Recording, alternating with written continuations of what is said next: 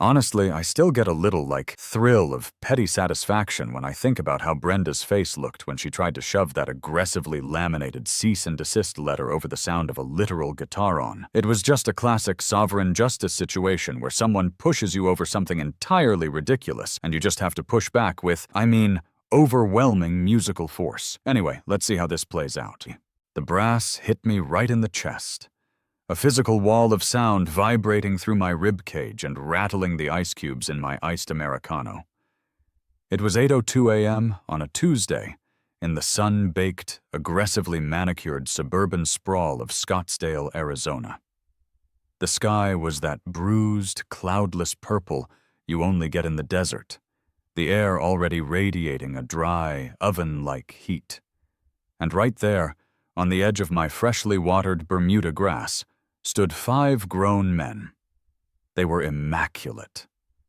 I'm talking jet-black charro suits lined with glittering silver studs that caught the morning sun like a fleet of disco balls. Their sombreros were wider than my front door, and they were currently blasting through the opening bars of La Cucaracha with a level of passion and lung capacity that frankly belonged in a sold-out stadium, not a residential cul-de-sac. And I took a slow, deliberate sip of my coffee, leaning against my front door frame. I didn't smile. I didn't frown. I just existed in a state of pure, unadulterated serenity. 3 feet away from the trumpet player, Brenda was having a spectacular full-body meltdown. Brenda is the president of the Desert Bloom Homeowners Association. She's a woman who communicates exclusively in sighs of disappointment and passive-aggressive post-it notes. Today, she was decked out in her standard uniform, a visor that practically shielded her entire face, a pastel Lululemon tennis skirt, and an expression that suggested she had just bitten into a deeply rotten lemon. "Turn it off!" Brenda shrieked, her voice completely swallowed by the sheer acoustic dominance of 2 trumpets, a violin, a vihuela, and a massive, booming acoustic bass. "I said turn it off. Bro, this is a direct violation of community standards. You are in violation. Do you hear me? Violation!" Javier, the band leader, and the man currently absolutely shredding on the guitarron, didn't even blink. He just offered Brenda a blindingly white smile, stepped into a rhythmic sidestep, and hit the chorus harder. I waved at her. Just a casual, friendly, neighborly wave. Brenda's head snapped toward me, her neck tendons straining against her skin. She marched up my driveway, stopping exactly at the property line, her aggressively manicured acrylic nail pointing like a loaded weapon. "You!" she screamed, her face roughly the color of a fire engine. "This is your doing. I am calling the police. I am calling the city. I am putting a lien on your house." "Morning, Brenda," I yelled back, cupping my hand over my ear and stepping off the porch. "A great day for some culture, isn't it? The acoustics out here are phenomenal." "They are trespassing," she screeched, wildly gesturing at the band, who had seamlessly transitioned into a breathless, lightning-fast rendition of El Son de la Negra. "Actually," I said, leaning in close enough to smell her overwhelming floral perfume and the distinct scent of sheer panic. "They are standing exactly 4.5 feet from the curb, which, as we both know, makes them perfectly legal. But to understand how we got to this beautiful, ear-shattering moment, we have to rewind exactly 2 weeks. Because you don't just wake up one morning and decide to hire a live mariachi band to occupy your front lawn. No, an escalation of this magnitude requires a catalyst. It requires a spark. And in my case, that spark was a 2014 Honda Civic factory standard AM/FM radio. Let's get one thing straight. I am not a complicated guy. I pay my taxes. I keep my lawn trimmed to the exact 3-inch height mandated by the Desert Bloom CC&Rs. I don't leave my trash cans out past 5 p.m. on collection day. I bought this house in Scottsdale because I wanted quiet. I wanted a place where the biggest drama was whether or not the neighborhood gate code was going to be changed to a 4-digit or 5-digit number. But apparently, even in a gated community that looks like it was generated by an AI instructed to build bland desert luxury, crime finds a way. It was a Thursday morning. I walked out to my driveway, ready to head to the gym, as only to find the passenger side window of my Civic smashed into a million glittering cubic zirconia-like pieces across the blacktop. I stared at it for a solid minute, my brain failing to process the visual geometry of the situation. I opened the door. The center console was ripped apart. Wires were dangling like colored spaghetti.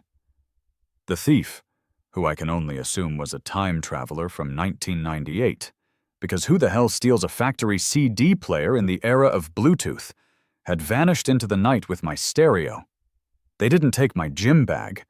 They didn't take the $3 in quarters sitting in the cup holder. They took a radio that barely picked up NPR on a cloudy day. It wasn't about the money. The radio was worth maybe $40 on eBay. It was about the audacity. It was about the principle. I felt violated. I felt exposed. So, as I did what any rational, tech-savvy homeowner living in the 21st century would do. I hopped on Amazon, spent $400, and overnighted a set of 3 sleek, ultra-high-definition, night vision-equipped, motion-tracking security cameras.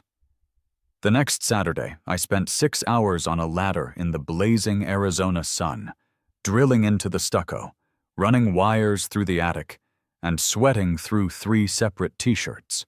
I mounted 1 camera above the garage, pointing straight down the driveway. I mounted another on the front porch, covering the walkway, and I mounted a 3rd on the side gate.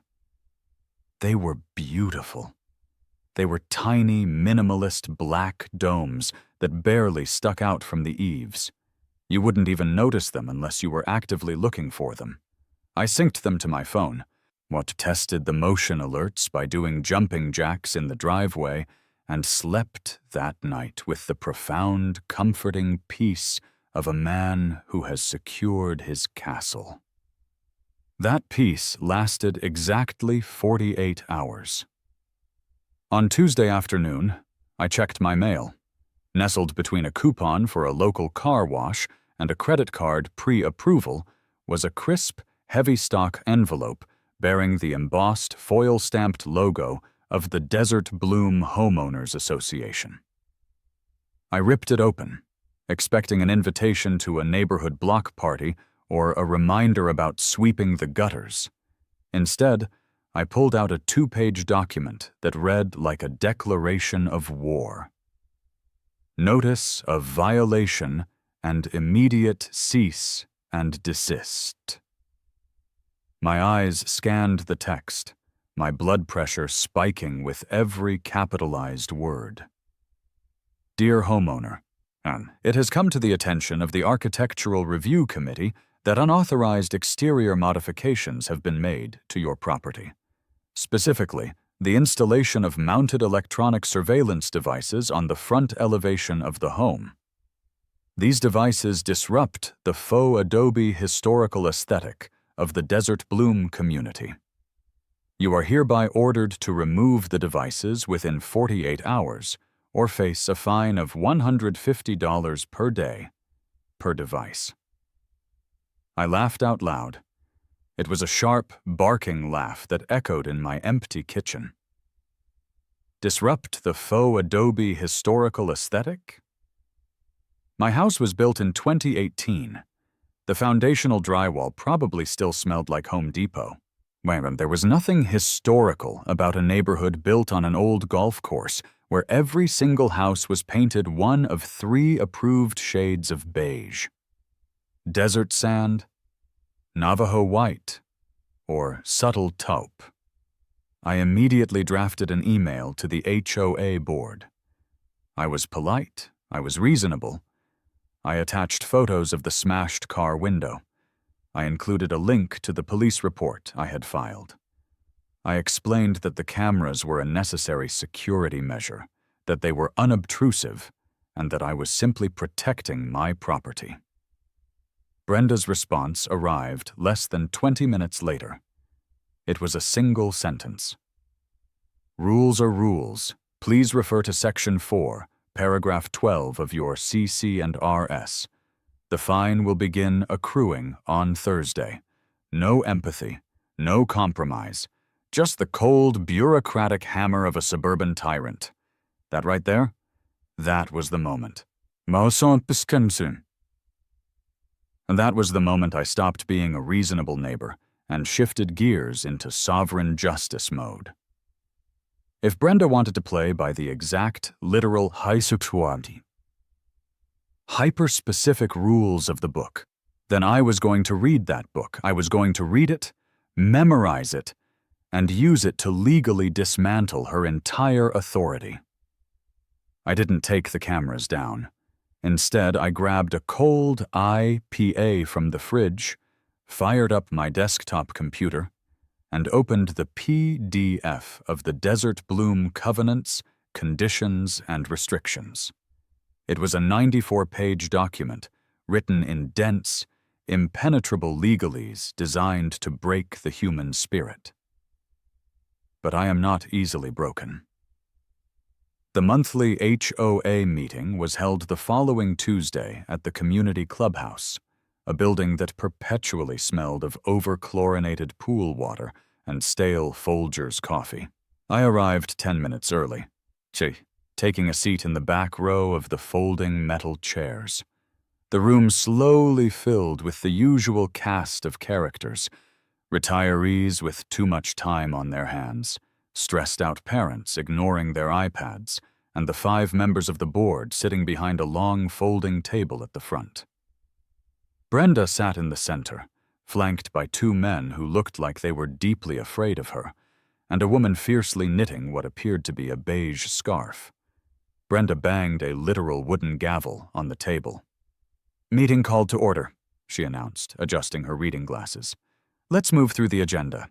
Landscaping budget, pool maintenance, and, architectural violations." She looked up, her eyes scanning the room until they locked onto me. A smug, victorious little smile played on her lips. "But I believe we have a homeowner who wishes to contest a violation regarding unauthorized surveillance equipment," Brenda said, her voice dripping with artificial sweetness. "You have 3 minutes." I stood up. I didn't bring notes. I didn't bring my police report. I just walked down the center aisle, hands in my pockets, projecting pure, unbothered confidence. "Hi, board members. Look, I'll keep this brief," I started, making eye contact with the knitting woman, who immediately looked away.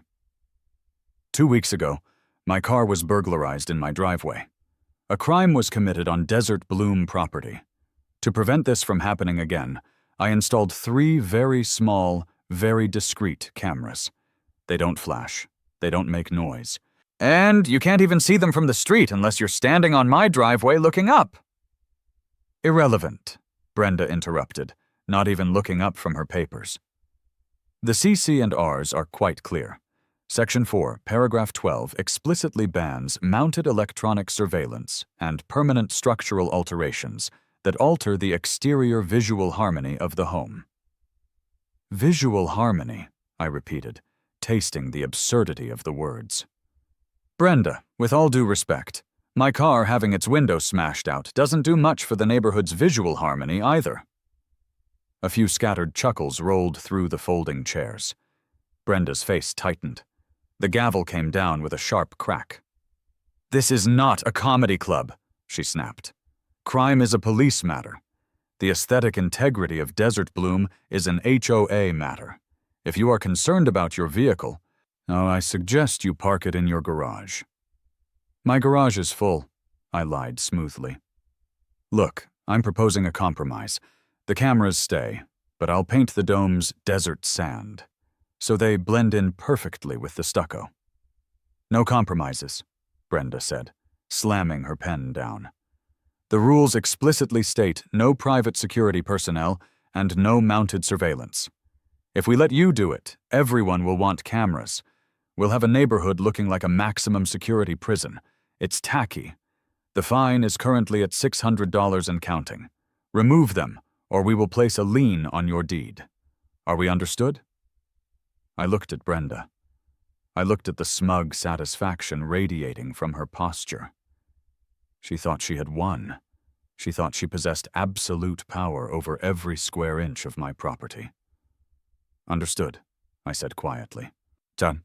I turned around and walked out of the clubhouse. I didn't say another word. When I got home, I didn't take down the cameras. Instead, I went back to my computer. I opened up Google Chrome, bypassed the HOA documents, and went straight to the Maricopa County Assessor's website. If Brenda was going to wield the CC&Rs like a weapon, I needed a bigger weapon. I needed the fundamental laws of property rights. I needed a loophole so massive you could drive a truck through it. I pulled up the plat map for my subdivision. A plat map is essentially the master blueprint of a neighborhood, filed with the city when the land is first developed. It shows the exact, legally binding property lines, lot dimensions, and most importantly, the easements. I zoomed in on Lot 42, my house. I traced the boundary lines. I looked at the legend, and I cross-referenced the city zoning codes. And then, at 1:14 a.m., illuminated by the harsh blue light of my monitor, I found it. I leaned back in my chair, staring at the screen, a slow, dangerous grin spreading across my face. I literally laughed out loud, startling my cat, who bolted out of the room. It was beautiful. It was a masterpiece of municipal planning. Here is the thing about suburban developments. When a builder buys a massive plot of land to build a neighborhood, they don't give the homeowners 100% control of the land right up to the asphalt of the street. The city requires something called a right-of-way, or a public utility and pedestrian easement. This is a strip of land, usually bordering the street, that the city retains legal control over for things like sidewalks, water mains, and streetlights. And in most normal neighborhoods, that easement is maybe 2 or 3 feet. But Desert Bloom didn't have sidewalks. It had a natural desert landscaping flow concept. And because of the way the main water lines were routed, the city of Scottsdale had required a massive right-of-way. According to the legally binding county plat map, the first 6 feet of my front yard, starting from the street curb and ending precisely 3 inches before the bottom step of my concrete porch, did not belong to the HOA. It was, legally and irrevocably, a public municipal easement. I maintained the grass. I watered it. But legally, the HOA had 0 jurisdiction over that 6-foot strip of land. It was governed strictly by the city of Scottsdale. The gears in my head were spinning so fast I could practically hear them whining. But the CC&Rs banned mounted electronic surveillance. Okay, the CC&Rs banned private security personnel. Okay, but what did the city of Scottsdale allow on public easements? I opened a new tab and navigated to the City of Scottsdale Municipal Code. I searched the ordinances regarding public rights-of-way. I scrolled past the rules for food trucks, past the regulations for construction dumpsters, until I hit the mother lode. Chapter 16, Article 4, Street Performers. The City of Scottsdale encourages artistic expression and recognizes street performance as a valid use of public space. A street performer/busking permit may be issued to individuals or groups to perform acoustic music, theater, or other forms of entertainment on designated public easements and rights-of-way, provided they do not obstruct vehicular traffic. And I sat up straight. my heart pounding against my ribs. I clicked the link for the permit application. Cost? $35 per month. Permitted hours: 8 a.m. to 9 p.m. Allowed instruments: acoustic string, acoustic brass, unamplified percussion. I couldn't hire private security guards. The HOA would fine me for unapproved personnel. I couldn't keep my cameras. They'd learn my house. But I could entirely bypass the HOA by utilizing the public easement. I could rent that 6 feet of space to independent artists. I could hire a live band to play acoustic music on my lawn for 13 hours a day. They wouldn't be security. They would be legally permitted street performers utilizing public land, and who just so happened to have a perfect vantage point of my driveway and a vested financial interest in staring aggressively at anyone who walked near my Honda Civic. I didn't just find a loophole. I found a nuclear option. I filled out the digital application right there on the spot. I paid the $35 fee with my credit card. I checked the box agreeing not to block traffic. I checked the box agreeing to only play acoustic instruments. I hit submit. An automated email pinged into my inbox 3 seconds later, containing a printable PDF of my official City of Scottsdale busking permit. Valid for the next 30 days. I printed it out. I didn't just print it on regular paper either. I loaded the heavy-duty cardstock into the printer. I watched the official city seal slide out of the tray. It was a golden ticket. The next morning, as the real work began. Because having a permit is one thing, but executing a malicious compliance operation of this magnitude requires extreme precision. I couldn't just hire a guy with an acoustic guitar to sit on a stool. That wouldn't send a message. That wouldn't shatter the visual harmony of Desert Bloom. I needed volume. I needed spectacle. I needed brass. I spent the next 3 days hunting for the perfect contractors. You'd be surprised how difficult it is to pitch this specific job to working musicians. I called talent agencies. I browsed Craigslist. I went to local community boards. Most of the conversations went something like this. Me. Hi, yes, I'm looking to hire a band for a daily gig. It's an outdoor venue in Scottsdale. Band manager. Great. Is it a restaurant patio? A festival? Me. It's my front lawn. Specifically, it's the 6 feet closest to the street. Band manager. Okay. For how long? Me. 13 hours a day, 7 days a week, for the foreseeable future. Band manager. Click. I was getting nowhere. It was Thursday afternoon, and my camera fines were racking up at a terrifying rate. Brenda had already sent another letter, this one printed on menacing red paper. I was sitting at my kitchen island, rubbing my temples, when my phone buzzed. It was a text from a local general contractor named Mike, who I had hired a year ago to fix a drywall issue. I had called him earlier in the week, asking if he knew any local talent. Mike.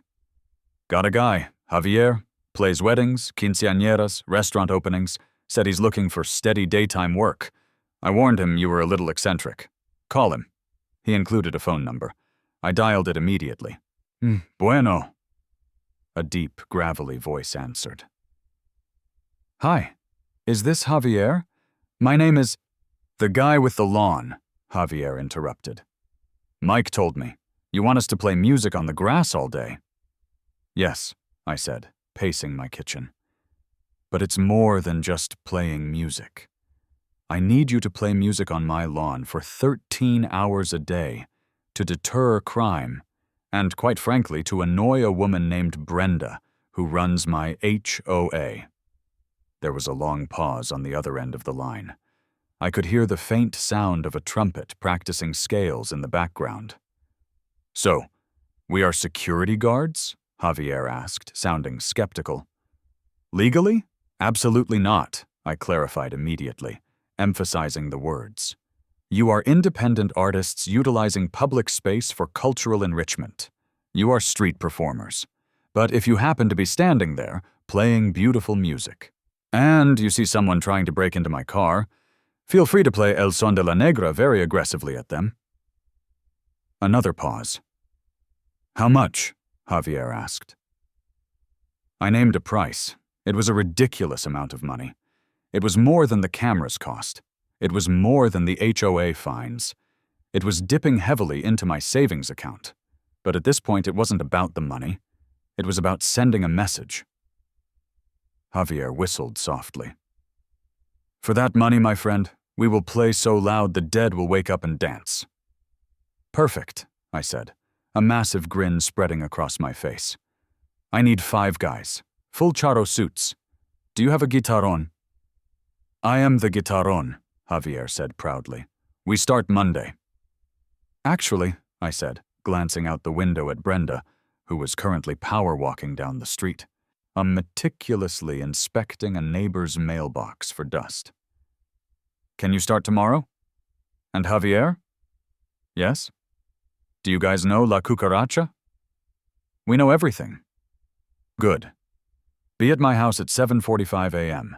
We have a lot of measuring to do before the show starts. Friday morning arrived. The air was thick with anticipation and the smell of desert dust. Mike, the contractor, pulled into my driveway at exactly 7 a.m. in a battered F-150. I had hired him for a very specific, crucial task. You're out of your mind. You know that, right? Mike grunted, pulling a heavy-duty laser surveyor's tool out of his truck bed. I prefer the term legally innovative, I replied, handing him a thermos of coffee. We had to be absolutely, perfectly flawless. If the band stepped even 1 inch past the 6-foot easement line, they would be on private HOA-governed property, and Brenda could legally have them trespassed. Mike and I spent 45 minutes with a tape measure, the plat map, and the laser level. We found the city's metallic survey marker buried in the curb. From that exact point, Mike measured exactly 72 inches inward toward my house. He took a can of temporary neon orange athletic field chalk, the kind used to mark football fields, which wouldn't damage the grass, and drew a perfectly straight line across my entire front lawn, parallel to the street. Everything on the street side of this orange line is public property, Mike declared, wiping sweat from his forehead. Everything behind it is yours, or, well, Brenda's. It's beautiful, I whispered, staring at the neon boundary. To ensure the band didn't die of heat stroke, because I am a vengeful homeowner, not a monster, I had Mike construct a temporary shading structure. According to the city codes, pop-up canopies under 10 by 10 feet did not require a building permit if they were unanchored and removed daily. We popped up a sleek, black canopy directly over the grass, ensuring all 4 legs were planted firmly on the street side of the orange chalk line. I dragged out a massive Yeti cooler, filled it with 60 bottles of ice water, Gatorade, and a frankly embarrassing amount of Uncrustables, and placed it under the tent. At 7:55 a.m., a massive rusted white passenger van rumbled down the street. It parked along the curb, perfectly legal. The doors slid open. Javier stepped out first. He was a mountain of a man, carrying an enormous, deep-bodied acoustic bass guitar, the guitarron. Behind him filed 4 other men, all adjusting their ties, while carrying trumpets, a standard guitar, and a violin. They were dressed to the nines. The silver embroidery on their suits gleamed. Javier walked up to the orange line, looking down at it, then up at me. "This is the line?" he asked, his voice a deep rumble. "That's the border, Javier. Do not cross the orange line. As long as you stay on that side, you are invincible." Javier nodded solemnly. He turned to his men. He spoke rapidly in Spanish, pointing to the line, pointing to the canopy, and pointing at my Honda Civic in the driveway. The men nodded, their expressions deadpan and serious. They unlatched their instrument cases. They tuned up, the discordant plucking and brassy warm-ups shattering the serene, quiet morning of desert bloom. I looked at my watch, 7:59 a.m. I walked up to my porch, sat down in my patio chair, and took a sip of my freshly brewed espresso. "All right, gentlemen," I called out. "You are officially on the clock." Javier hoisted the massive guitarrón onto his chest. He looked down the street. He looked at me. He raised his hand, held it for a beat, and then dropped it. Bois, bois, bois, bois, bois. The sound was apocalyptic. The two trumpeters hit the opening notes of La Cucaracha with a blast of compressed air that literally made the leaves on my ficus tree tremble. The guitarrón thumped a frantic, driving bass line that I could feel in the soles of my feet. The violin sliced through the morning air, first frantic and aggressively joyous. It was the loudest, most incredibly disruptive thing I had ever heard. It was magnificent. Within 30 seconds, blinds across the street snapped open, and a dog started howling hysterically 3 houses down. The guy next door, who was walking out to get his paper in his bathrobe, froze like a deer in headlights, his jaw dropping open. And then, exactly as I had calculated, the boss arrived. Brenda's front door, located diagonally across the street, flew open so violently it bounced off the exterior wall. She stood on her porch, staring at my yard, her brain clearly short-circuiting as it tried to process the visual and auditory assault of a 5-piece professional mariachi band occupying my lawn. I smiled. I raised my coffee mug toward her in a silent toast. The war had officially begun. Brenda didn't just walk across the street. She marched. It was a terrifying, rhythmic stomp, and her white orthopedic sneakers hitting the asphalt with the fury of a woman who had spent the last decade deriving her entire sense of self-worth from enforcing arbitrary paint swatches. She was practically vibrating with rage. Honestly, I thought she might actually spontaneously combust right there on the blacktop. The music was so loud I could literally feel it in my teeth. The 2 trumpet players, a pair of identical twins named Carlos and Mateo, were leaning back, aiming their brass instruments directly at the sky, blasting a vibrato that was probably confusing low-flying aircraft. Javier was slapping the heavy strings of his guitarrón, his face locked in an expression of pure, transcendent joy. This wasn't just a gig for them anymore. They were artists, and my lawn was their canvas. Brenda reached the edge of my driveway and stopped dead. She looked down. Her eyes locked onto the neon orange chalk line that Mike had sprayed across the grass. You could physically see the gears grinding in her head as she tried to process what she was looking at. A canopy. A cooler. 5 men in sequined suits. A neon orange line. She took a breath so deep her Lululemon top strained, and she let out a screech that was entirely swallowed by the violin. "Stop! Turn that noise off right this second!" I mean, she was screaming at the absolute top of her lungs, and I could barely hear her. I casually stood up from my patio chair, stretched my arms over my head like I had just woken up from a refreshing nap, and strolled down my driveway. I stopped exactly 1 inch behind the orange chalk line. I was technically on HOA property. The band, standing 3 inches in front of me, was on city property.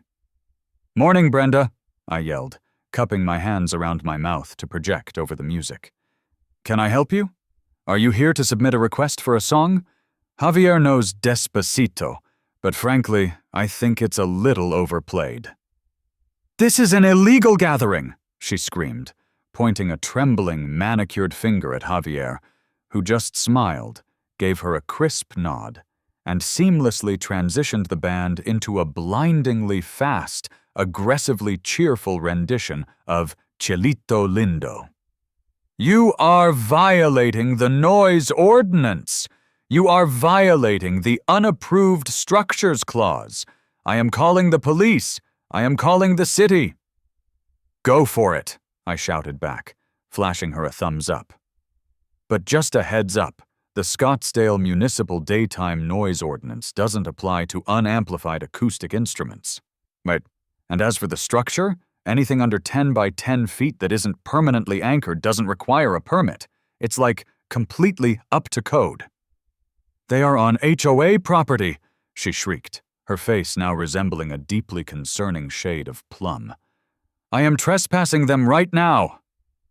She took a step forward, raising her foot to cross the orange line and step into the grass. "I wouldn't do that if I were you, Brenda," I said, dropping the cheerful tone. I stepped forward, leaning over the line, locking eyes with her. "Because if you step over this line and touch them, or their equipment, you are interfering with a legally permitted public performance on a municipal right-of-way, which is a misdemeanor. Do you really want to catch a charge before your morning Pilates class?" She froze, and her foot hovered in the air for a second before she slowly, rigidly placed it back on the pavement. "What are you talking about?" she hissed, her voice cracking. "This is Desert Bloom property. You maintain this grass." "I mow the grass, Brenda," I corrected her, pulling a folded piece of heavy-duty cardstock from my back pocket. "Because the city requires the adjacent homeowner to maintain the landscaping on an easement, but I don't own it, and neither does the HOA. I unfolded the paper. It was my beautiful golden ticket busking permit. I held it out, keeping my fingers firmly gripped on the edge so she couldn't snatch it. "City of Scottsdale," I read aloud, shouting over a sudden, dramatic trumpet crescendo. "Street performer and busking permit, issued to Los Defensores. Valid for acoustic performance on public utility and pedestrian easements between the hours of 8 a.m. and 9 p.m. See this orange line, Brenda?" I pointed down at the chalk. "Everything from this line to the curb is a public utility easement. It belongs to the city. The HOA has absolutely zero jurisdiction here, which means you have zero jurisdiction here." She stared at the permit. She stared at the city seal stamped at the bottom. She stared at the orange line. I could literally see the realization wash over her. It was like watching a computer blue screen in real time. The absolute unshakable certainty she had in her little book of CC and ERRS had just collided violently with actual municipal law. "You," she stammered, her voice shaking with a rage so profound it was almost quiet. "You hired a mariachi band, because of the cameras." "I have no idea what you're talking about, Brenda," I smiled, adopting a look of pure, innocent confusion. "I just deeply appreciate traditional Mexican folk music, and since you made it explicitly clear that private security personnel are banned, I figured I'd just support the local arts. Now, if you'll excuse me, I paid for a 13-hour concert, and I really want to focus on the acoustics." "I am calling the police," she spat, turning on her heel. "We will see what the authorities have to say about this little stunt." "Tell them to bring sunscreen," I called after her as she power-walked back across the street, aggressively punching numbers into her iPhone. "There's not a lot of shade out here." I walked back to my porch, sat down, and took another sip of my espresso. And Javier caught my eye and raised an eyebrow. I gave him a subtle two-finger salute. The music swelled. The neighborhood was awake. It took exactly 22 minutes for the boys in blue to arrive. I guess when a frantic suburban woman calls 911 screaming about an illegal hostile takeover and an unauthorized encampment, the dispatchers tend to prioritize it. A white Scottsdale PD SUV rolled slowly down the street, its lights flashing silently, casting red and blue reflections off the manicured stucco of the houses. The SUV parked directly behind the band's battered white van. 2 officers stepped out.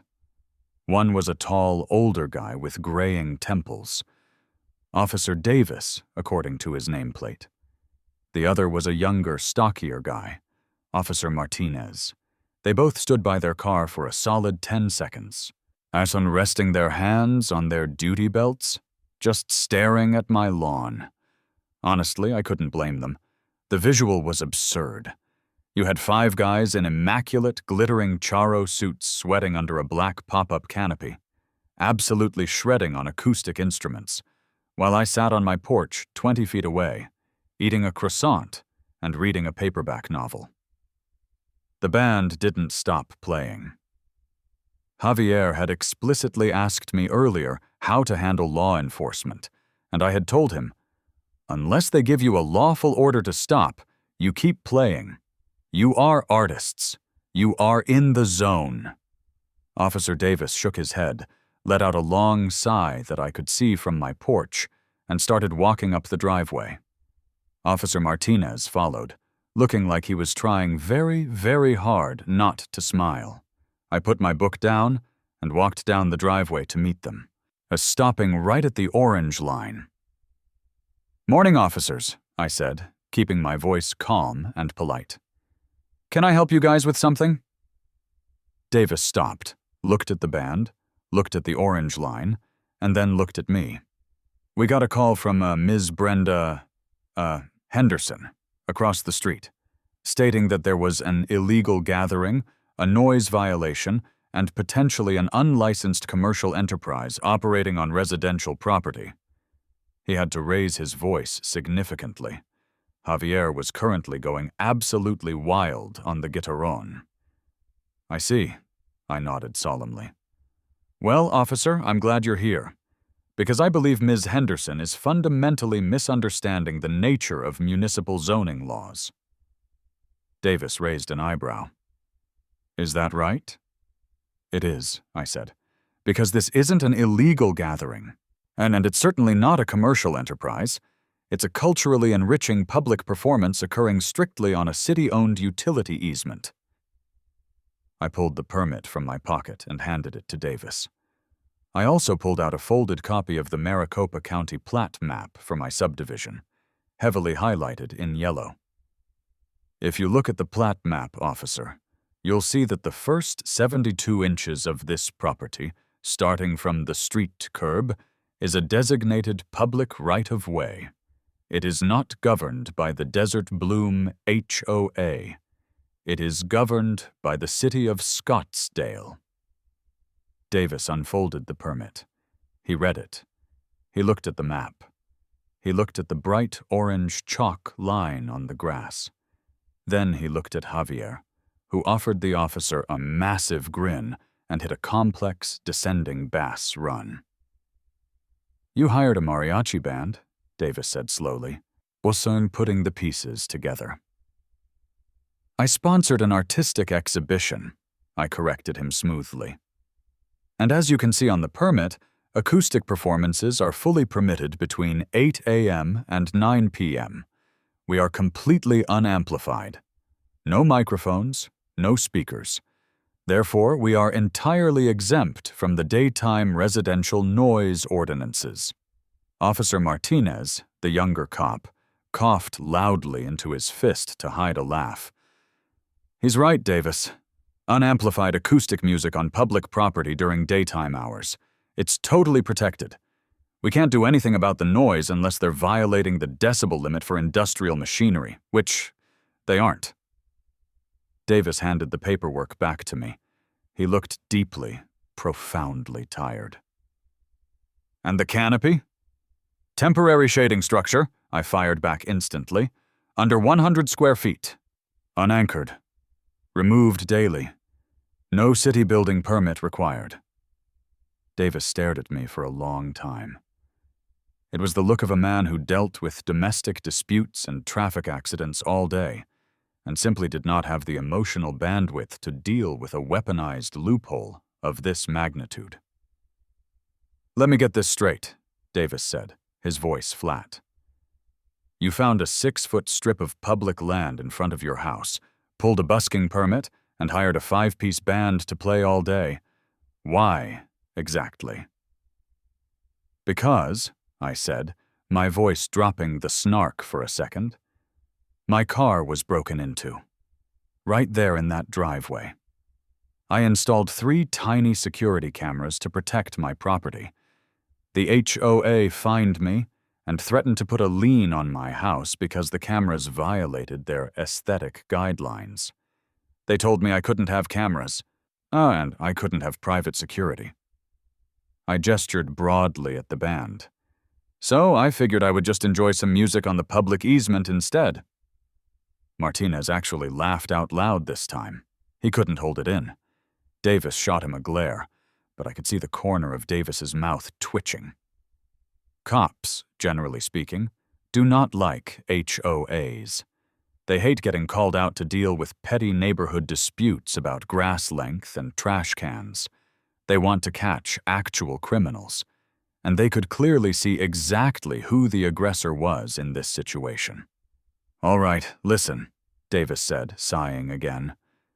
"Legally, you're completely in the clear. You have the permit, you're on the easement, and you're not blocking traffic. I can't ask them to stop playing. I can't make you take the canopy down." "I appreciate your thorough understanding of the law, officer," I said sincerely. "However," Davis continued, pointing a finger at me, "if they step one toe over that orange line, they are trespassing on private property, and if Brenda presses charges, I have to act on it. If they block the sidewalk, I have to act on it. If they start throwing empty water bottles into the street, that's littering. You keep this strictly by the book, understand?" "Absolutely by the book, officer. I wouldn't dream of breaking a rule." "Right," Davis muttered. He turned around to walk back to the cruiser, then paused. He looked back at Javier. The band had just finished a song and was taking a brief 30-second breather. "Hey," Davis called out to the band. "You guys know El Rey?" Javier's eyes lit up. "For the police? We play the best El Rey in all of Arizona." "Let's hear it," Davis smiled. And right there, in the middle of a Tuesday morning, 2 Scottsdale police officers leaned against their cruiser and listened to a flawless, incredibly loud rendition of El Rey. When the song finished, Martinez clapped, Davis gave a 2-finger wave, and they got back in their SUV. As they drove past Brenda's house, I saw her standing in her front window, holding her cell phone to her ear, watching the police leave without arresting anyone. The look of utter, despairing shock on her face was something I will cherish for the rest of my natural life. I literally almost took a picture of it to use as my phone's lock screen. But if I thought Brenda was going to surrender after one failed police interaction, well, I was severely underestimating the stubbornness of a suburban HOA president. The initial shock wore off by lunchtime, and the retaliation began. When you back someone like Brenda into a corner, they don't retreat. They double down. They dive deeper into the rule book. Around 1 p.m., a tow truck slowly turned onto our street. It was a massive, heavy-duty wrecker.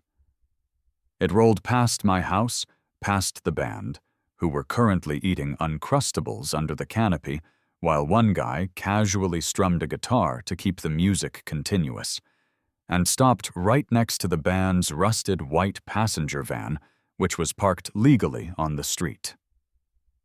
The tow truck driver hopped out, a clipboard in hand, looking utterly confused. I immediately walked down the driveway. "Hey, buddy," I called out. "Can I help you?" The driver looked at the van, and then at his clipboard. Yeah, I got a call for an unauthorized commercial vehicle parked in a residential fire lane. Dispatch said the HOA president called it in. I looked at the curb. There was no red paint. There were no parking signs. There was no fire hydrant within 200 feet. It was completely bare, unmarked suburban asphalt. Man, honestly, I said, shaking my head. Look at the curb. There's no fire lane here. This is a public street. That van is a privately owned passenger vehicle, properly registered and legally parked on a public municipal road. The HOA has zero authority to tow a vehicle from a city street unless it's abandoned for 72 hours or blocking a driveway. The driver scratched his beard, looking back and forth between the van and the perfectly normal curb. Yeah, dispatch sounded weird about it. What the lady was screaming on the phone. Look, I don't want any trouble, and I definitely don't want a lawsuit for an illegal tow. This ain't a fire lane. She's just mad about the music, I explained, gesturing to the Mariachi band, who had all paused their lunch to watch the interaction. The tow truck driver stared at the men in the sequined suits, looked at the orange chalk line, and then started laughing. You hired a mariachi band to piss off the HOA? No, I corrected him automatically. I hired a mariachi band for cultural enrichment. The fact that it pisses off the HOA is simply a delightful, unintended byproduct. Right on, man, the driver chuckled, climbing back into his rig. I'll tell dispatch it was a false alarm. Have a good one. He drove off.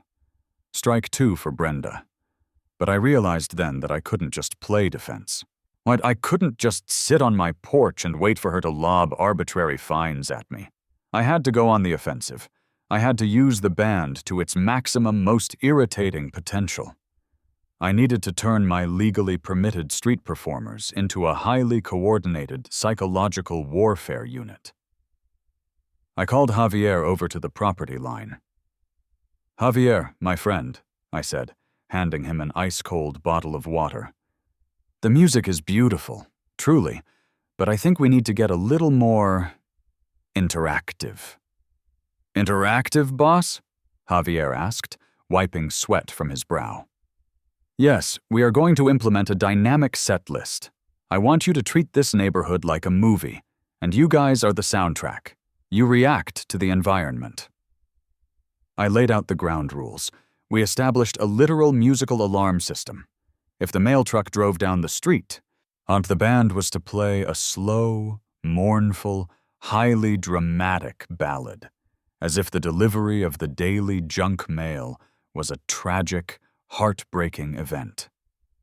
If an Amazon delivery driver dropped a package on my porch, I wanted a triumphant, booming fanfare, lots of brass, very regal.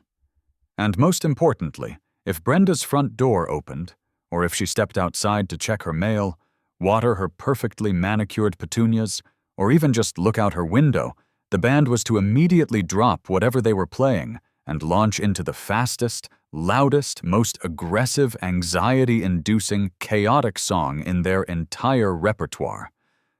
I wanted it to sound like the final boss battle of a video game. Javier grinned, a wide, slightly wicked smile. Boss, I know exactly the song. We call it El vuelo del moscardón, the flight of the bumblebee. But we play it in a minor key, with lots of heavy bass. It makes people feel uneasy. I love it, I said. You have total creative control. Just watch the street. The rest of the week was a masterclass in malicious compliance. Tuesday afternoon, the mailman arrived.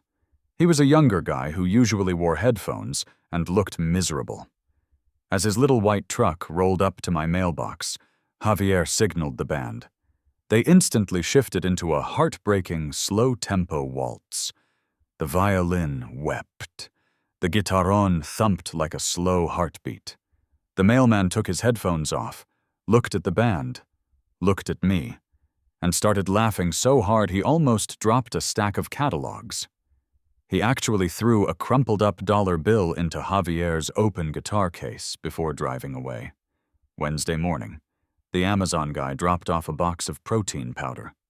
The band hit a massive royal fanfare that sounded like the King of England had just arrived. The driver, looking incredibly confused but highly entertained, bowed to the band before sprinting back to his van. But the real magic, the absolute peak of the sovereign justice experience, was the Brenda Protocol. It happened on Thursday around 10 a.m. I was sitting on my porch, working on my laptop. The band was playing a pleasant, mid-tempo cumbia. Across the street, Brenda's door handle clicked. The door swung open. She stepped out onto her porch, holding a small plastic watering can, heading for her hanging flower baskets. Javier didn't even hesitate. He slammed his hand flat against the strings of the guitarrón, killing the cumbia instantly. He yelled something in Spanish, pointed his instrument directly at Brenda's house, and the band exploded. It was terrifying. The trumpets blared a frantic, dissonant, descending scale. The violin was screeching, playing so fast the bow was just a blur of horsehair. It was aggressive, it was loud, and it sounded exactly like pure, concentrated panic. Brenda jumped. She physically recoiled, dropping her plastic watering can. Water spilled all over her welcome mat. She whipped her head around, glaring at my yard. The music didn't stop. It got faster. It felt like the walls were closing in. It was the musical equivalent of a swarm of angry hornets. She abandoned the watering can. She turned around, practically ran back inside her house, and slammed the door so hard I heard the impact from 70 feet away. The second the door clicked shut, Javier signaled the band, and they instantly dropped back into the pleasant, relaxing cumbia, as if nothing had ever happened. I had to put my head down on my patio table because I was laughing so hard I couldn't breathe. My ribs physically hurt. It was flawless. It was a perfectly executed tactical strike of acoustic warfare. By Friday, the situation had escalated from a neighborhood dispute to a localized spectacle. Word travels fast in the suburbs. And it travels even faster when there is a 5-piece mariachi band playing 13 hours a day in a neighborhood that usually considers the sound of a leaf blower to be an intolerable nuisance. People started driving by. Not just my neighbors, but people from the surrounding subdivisions. The Desert Bloom Gate Code was apparently the worst-kept secret in Scottsdale, because minivans and SUVs I had never seen before started slowly cruising down my street. They would roll their windows down. They would record videos on their phones. Some people parked a few houses down and just stood on the sidewalk to watch. It was completely surreal. My house had become a tourist attraction. And because I am a digital creator, and because I understand the absolute power of the internet, I decided to lean into it. I went inside, grabbed my heavy-duty camera tripod, and set it up on my porch. I mounted my phone, angled it to capture the band, the orange chalk line, and a clear view of the street. I didn't film Brenda's house directly. I wasn't trying to violate her privacy, but I definitely captured the ambient vibe of the neighborhood. I opened the YouTube app, went to the Sovereign Justice channel, and hit Go Live. I titled the stream, "They Banned My Security Cameras." So I hired a live mariachi band to stand guard 24/7. Day 4 of the siege. Within 20 minutes, I had 3,000 people watching. By noon, that number had jumped to 15,000. The chat was a chaotic blur of text. People were losing their minds. "Bro, this is the most petty thing I have ever seen, and I am entirely here for it. The sheer volume of those trumpets, HOA Karens punching the air right now. Wait, is he seriously just using city easement laws? That's brilliant. I stepped into the frame every now and then to provide commentary. I explained the plat map. I explained the busking permit. I explained the exact dimensions of the orange chalk line. I was giving a live masterclass in municipal loophole exploitation. The live stream supercharged the real-world situation. And viewers who lived in the Phoenix/Scottsdale area started showing up in person. A guy in a lifted Toyota Tacoma drove by and literally threw a $20 bill out his window. It fluttered onto the grass. Javier, without missing a beat, smoothly stepped forward, scooped it up, tipped his sombrero to the truck, and kept playing. An hour later, a DoorDash driver arrived. I hadn't ordered anything. He walked up to the orange line, looking bewildered, and handed me 4 large pizzas. Somebody named Sovereign Justice Fan 99 ordered these, the driver said, looking at the band. They said in the notes to feed the troops. I gave the pizzas to the band. They ate slices of pepperoni while playing one-handed. It was a level of professionalism that frankly brought a tear to my eye. The street was turning into a block party. Kids were riding their bikes in circles in the cul-de-sac. People were tapping their steering wheels as they drove past. It was joyous. It was loud. It was everything the Desert Bloom HOA hated. And Brenda was trapped. She couldn't call the cops because the cops had already cleared us. She couldn't tow the van because it was legally parked. She couldn't fine me for the canopy because it didn't require a permit. She couldn't fine me for the noise because acoustic instruments were exempt. And she couldn't stop the traffic because the street was a public road and the HOA had no authority to set up blockades or restrict access to public rights of way. She was completely, utterly powerless. The very rule book she had used to terrorize this neighborhood for years had been flipped upside down and weaponized against her. She was a general without an army, watching her pristine, silent kingdom fall to the chaotic, beautiful sounds of traditional Mexican folk music. But I knew the breaking point was coming. An HOA board, much like a wounded animal, is most dangerous when cornered. They couldn't win legally. They couldn't win practically, which meant they were going to have to do something desperate. At 4 p.m. on Friday afternoon, my phone buzzed. It was an email notification. The subject line read, "Urgent. Emergency board meeting. Mandatory attendance required." I opened the email. It was from the Desert Bloom HOA official account. It was a summons. They were calling an emergency, closed-door executive session of the board, and they were officially demanding my presence at 6 p.m. at the clubhouse. I looked up from my phone. Across the street, Brenda's blinds were firmly shut. The street was packed with cars slowly rolling by, listening to Javier absolutely tear apart a complex guitar solo. I smiled, a slow, predatory grin. I typed a single-word reply to the email. Confirmed. I walked over to the orange line. I waited for Javier to finish the song. The crowd of cars clapped. "Javier," I called out over the applause. "Yes, boss?" "Take a break, guys. Drink some water. Eat some more pizza." I checked my watch. "But at exactly 5:45, I need you to play the most intimidating, dramatic walkout music you have.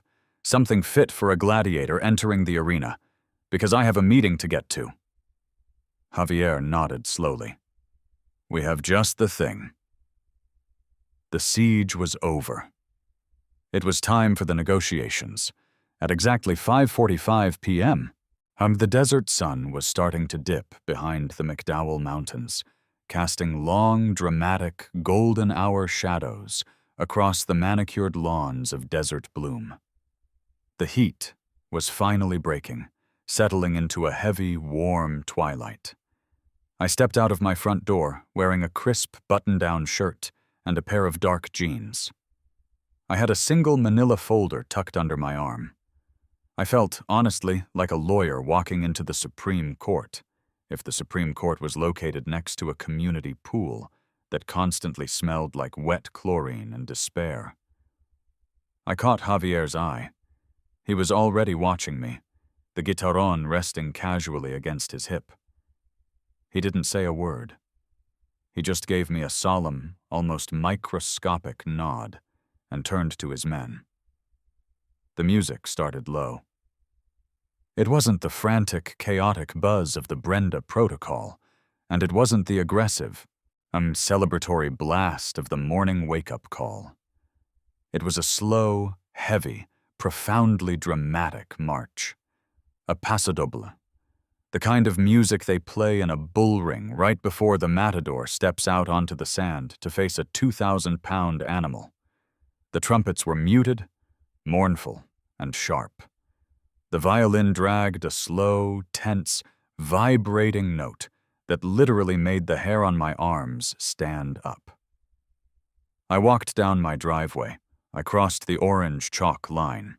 I didn't look back, but I could hear the music swelling behind me, pushing me forward, amplifying every single step I took down the asphalt. The neighbors who were still lingering on the sidewalks or sitting in their parked cars actually stopped talking. A kid on a bicycle paused, staring at me like I was an Avenger walking in slow motion toward an explosion. It was, without a doubt, at the most wildly cinematic moment of my entire life. I walked the 3 blocks to the community clubhouse. The Paso Doble echoed off the stucco houses, following me the entire way. By the time I reached the glass double doors of the clubhouse, my heart was hammering a steady, calm rhythm against my ribs. I was in the zone. I was ready to end this. I pushed the doors open. The main recreation room was empty, save for the long folding table set up at the far end. The fluorescent lights buzzed overhead, casting a harsh, unforgiving glare on the 5 members of the HOA board. Brenda was sitting dead center. She looked awful. And I mean genuinely, thoroughly defeated. Her perfectly coiffed hair was slightly frizzy. Her posture, usually rigid and commanding, was slumped. Just the 2 men flanking her looked like hostages who had just been told the ransom money wasn't coming. The woman who was knitting at the last meeting wasn't even knitting. She was just staring blankly at the wood-paneled wall, her hands resting flat on the table. They had spent the last 5 days trapped in a psychological pressure cooker of my design, and the strain was visible. I walked up to the table. I didn't sit down. I just stood there, resting my hands lightly on the edge of the plastic, and looked at them. "You called an emergency meeting," I said, my voice quiet, completely stripped of the snark I usually used with Brenda. "I'm here." Brenda took a deep, shuddering breath. She didn't look at me at first. She looked at the man to her right, a guy named Gary, who usually handled the landscaping contracts. Now, as Gary aggressively avoided her gaze, suddenly very interested in a smudge on his reading glasses. Brenda started, her voice raspy. She cleared her throat and tried again, forcing some of the old, dictatorial venom back into her tone. "The board has convened this executive session to address the ongoing, unapproved circus currently occupying Lot 42.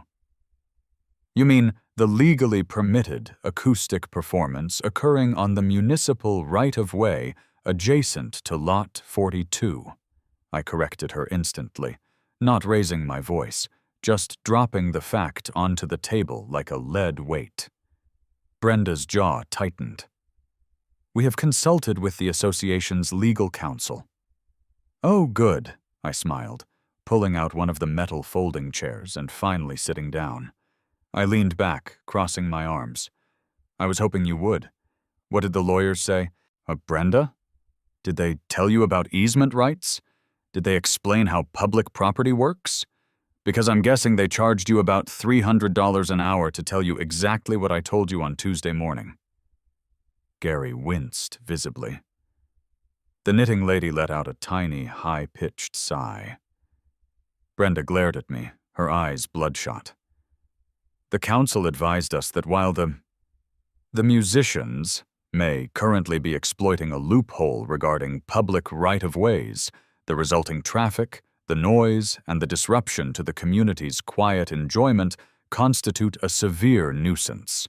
We are preparing to file a civil injunction against you, personally, for orchestrating a targeted harassment campaign." I laughed. I literally threw my head back and laughed. It was a short, sharp sound that echoed off the linoleum floor.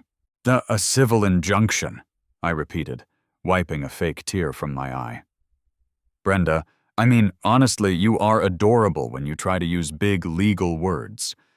Let's play this out, okay? Let's map out your grand legal strategy."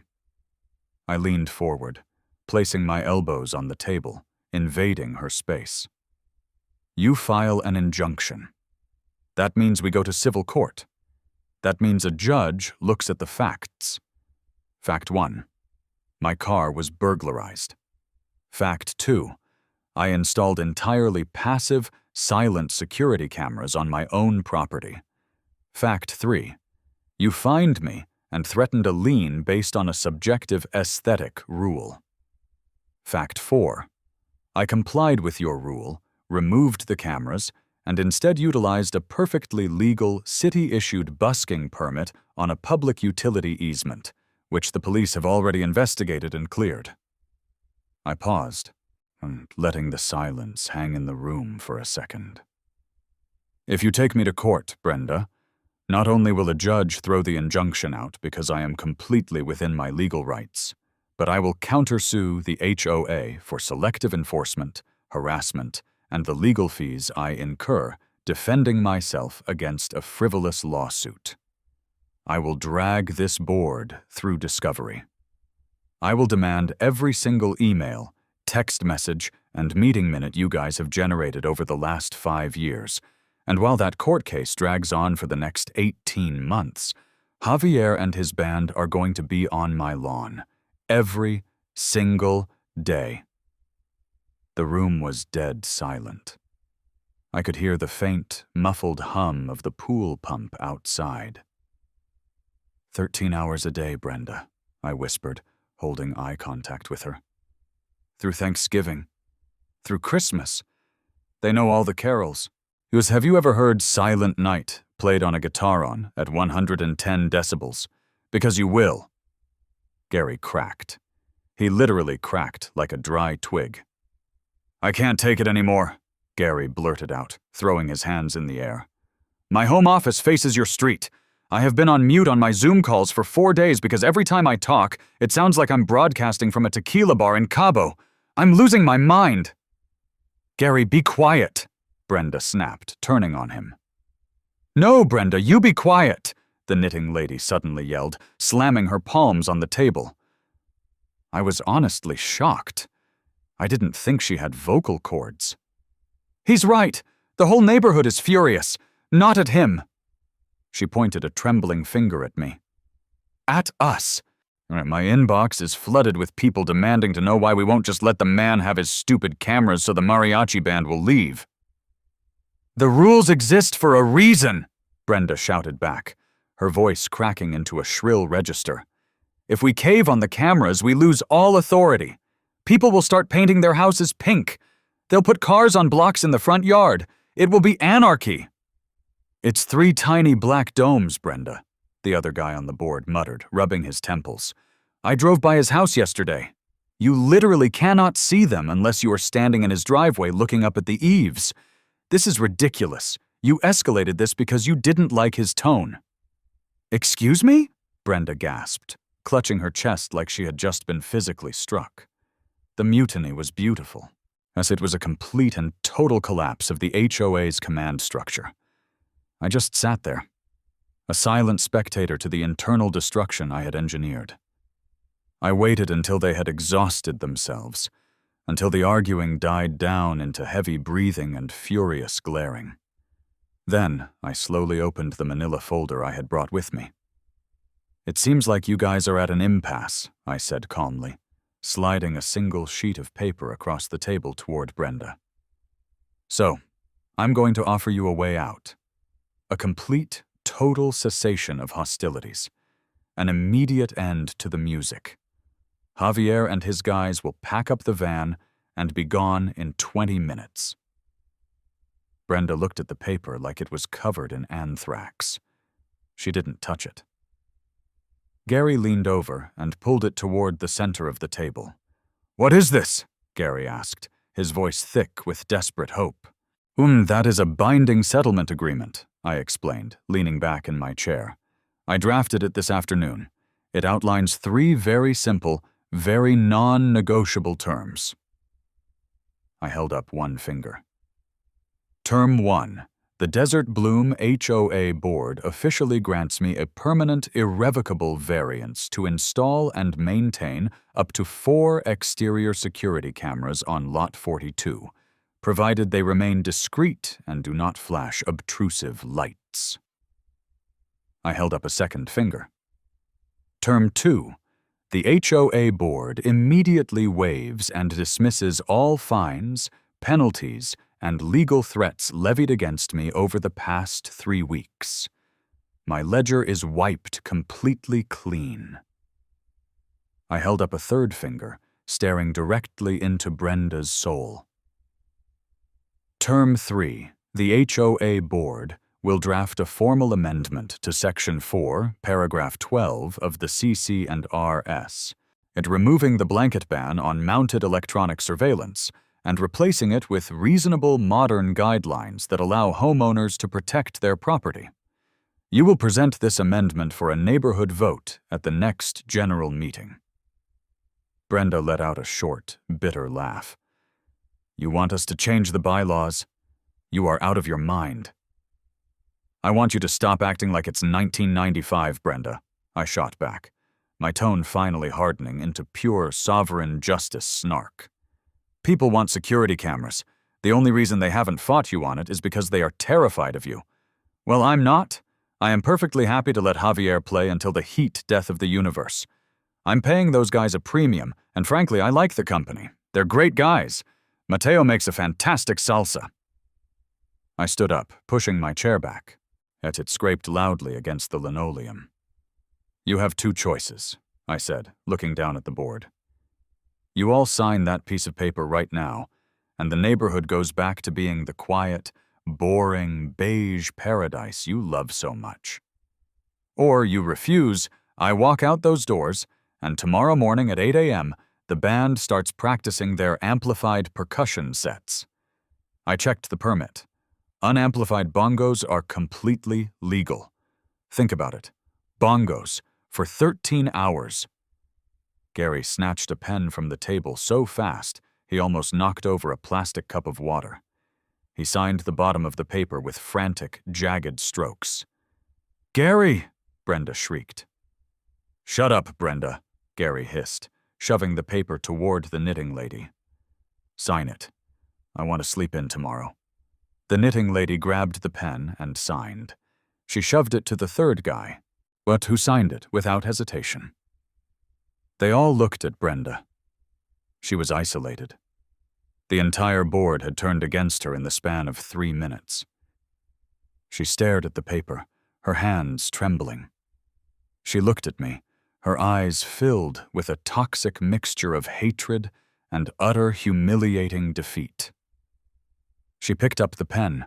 It hovered over the signature line for a long, painful 10 seconds. I could see her knuckles turning white from the grip. Slowly, agonizingly, she dragged the pen across the paper, leaving a furious, illegible scrawl on the bottom line. She threw the pen down. It bounced off the table and clattered onto the floor. She didn't say a word. She just stood up, grabbed her purse, and power-walked out of the clubhouse, the glass doors slamming violently behind her. I picked up the contract. I checked the signatures on all 4 board members. It was legally binding. It was over. "Pleasure doing business with you folks," I said, folding the paper and slipping it into my back pocket. "Have a great weekend. And seriously, Gary, tell your wife to stop buying those cheap weed whackers. The wine on those engines is driving my cat crazy." I walked out of the clubhouse into the warm Arizona night. The walk back to my house was entirely different. The Paso Doble was gone. As soon as Javier saw me turn the corner onto our street, he must have seen my posture, because the band immediately launched into a booming, triumphant, insanely fast rendition of La Bamba. People were actually cheering from their porches. I walked up my driveway, crossed the orange chalk line one last time, and walked straight up to Javier. "Javier, my friend," I shouted over the music, and pulling a thick envelope out of my jacket pocket. "The war is over. We have achieved total victory." Javier signaled the band to cut the music. The sudden silence in the neighborhood was almost deafening. The crickets seemed confused. "We stop?" Javier asked, looking slightly disappointed. "We stop," I confirmed, handing him the envelope. It contained their full payment for the week, plus a massive 20% tip. "You guys were magnificent. Truly. You are artists, warriors, and gentlemen." Javier opened the envelope, thumbed the stack of bills, and his eyes widened. He looked at me, a massive, genuine smile breaking across his face. He wrapped me in a massive, bone-crushing bear hug that smelled faintly of cologne and brass polish. "Boss," Javier laughed, clapping me on the back, "you are a crazy man, but you are a good man, and if you ever need to annoy anyone else, you have my number." "I'll keep you on speed dial," I promised. It took them about 30 minutes to pack down the canopy, load the cooler, and pack the instruments into the rusted white van. I stood on the porch and watched them drive away, the taillights fading into the desert night. The next morning, it was quiet. The kind of deep, profound, suburban silence that I had actually paid a premium for when I bought the house. I drank my coffee on the porch. I didn't see Brenda. Her blinds were drawn tight, and her car remained in the garage all day. Around noon, I dragged my ladder out of the garage. I grabbed my drill, climbed up to the eaves, and spent 2 hours permanently mounting, wiring, and angling my 3 beautiful black high-definition security cameras. Once I made sure to aim one of them directly down the property line, covering the exact 6-foot municipal easement that had won me the war, just to be safe. I went back inside, sat down in my office, and fired up the camera. The red recording light blinked to life. "All right, let's wrap this up," I said to the lens, leaning back in my chair and adjusting the microphone. Honestly, if there is a moral to this entire chaotic, ear-shattering saga, it's this. Local municipal law is the ultimate trump card. HOAs rule through intimidation and ignorance. They rely on the fact that you won't actually read the 90-page document they force you to sign, and they rely on the fact that you definitely won't read the city zoning ordinances. I pulled up the digital plat map on my screen, highlighting the easement line. But the law is just a machine. Guys, I continued, speaking directly to the sovereign justice audience. And every machine has gears you can turn if you know where to look. In this case, the gear was a public utility and pedestrian easement, and the lever was a $35 busking permit. Brenda thought she owned the board. She thought she owned the neighborhood. But she forgot that she didn't own the dirt. I picked up the signed settlement agreement and tapped it against the desk. We got the cameras, we got the fines dropped, and we forced a permanent amendment to the bylaws that benefits the entire neighborhood. That is how you execute malicious compliance. You don't break the rules, you weaponize them. I paused, leaning in close to the camera, letting a slow, snarky smile spread across my face. Anyway, the band is gone for now. but I mean, I'm not an idiot.